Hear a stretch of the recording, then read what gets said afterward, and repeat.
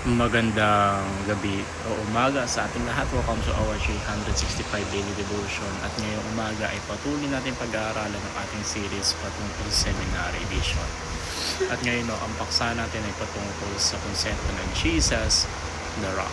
So calling Jesus the Rock emphasizes his unchanging faithfulness, sustaining power, and saving presence among God's people. So throughout history, in Corinthians chapter 10 verse 4, Paul teaches that the rock from which Israel drank in the wilderness was Christ himself, now present, active, and providing life even before his incarnation.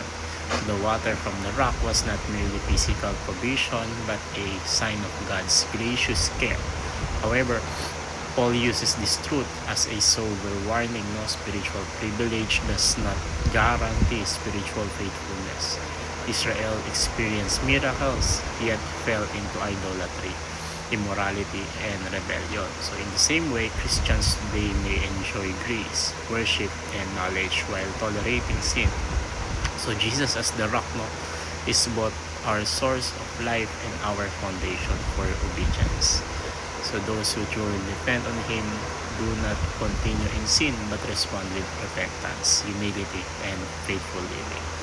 So sabi nga sa 1 Corinthians chapter 10 verse 4, and did all drink the same spiritual drink, for they drank of that spiritual rock that followed them, and that rock was Christ. So sabi sa katuruan natin una, Jesus is the rock. So throughout scripture, the rock symbolizes stability, protection, and faithfulness. So God is called the rock of Israel, unchanging and trustworthy. So Paul boldly identifies this rock as Christ, showing that Jesus has always been central to God's redemptive plan.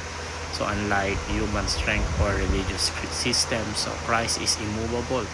Those who build their lives upon Him stand firm amid trials, temptations, and judgment. Second, Jesus provides the river of life. So from the rock flowed water that sustained Israel in the desert, a place of death and impossibility. So this points towards to Christ, from whom flows living water that brings eternal life. Yet drinking from Christ is not one-time religious experience. It is a continual dependence on Him. Through spiritual life flows from daily fellowship with Jesus, not from rituals, titles, or past experience. Third is Jesus calls us to faithful obedience.